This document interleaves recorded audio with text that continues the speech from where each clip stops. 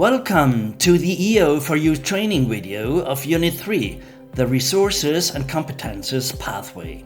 The Resources and Competences Pathway is used when the client wants to assess their own potential and strengths in their life they can rely on to reach an objective they want to achieve, to help identify general strengths the client has developed, and to highlight reliable key strengths that can be useful for reaching their objective. The intervention focuses on these few key strengths which need to be reliable and can be useful for the client's journey instead of focusing on unstable or unreliable attributes and inflating or inventing resources that cannot be used to achieve the goal of the client. As for all symbol work interventions, it can be used in a one client, one practitioner setting, or also with peers as supporting group contributing to all counseling steps. The Resources and Competences Pathway needs 4 types of materials. First, you need different symbols to represent different emotions, events, thoughts and actions. Around 200 symbols would be recommended.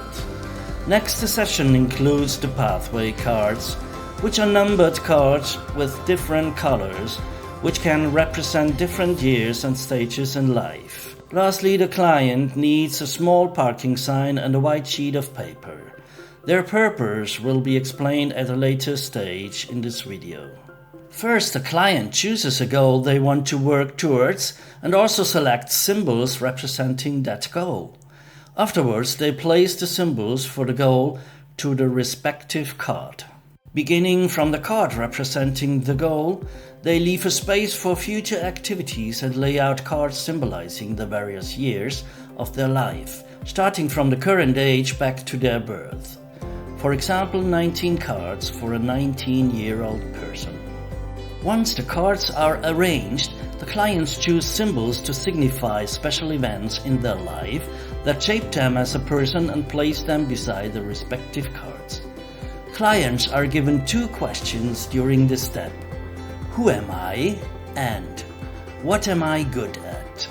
Based on these questions, they choose symbols for the years of their lives where they developed personally and acquired a competence or resource. As the questions are placed on either side of the pathway, symbols are also put beside the respective cards. Symbols for important life events should also be added. It is important to know that not every card needs a symbol. Furthermore, clients may not always remember or recall events from their childhood. Often they rely on stories told by their family. It is okay to include this in the pathway, but clients should keep in mind which aspects they know firsthand and which were told by others. After laying out their work, the client presents it and then chooses 5 symbols from the pathway representing competences and resources.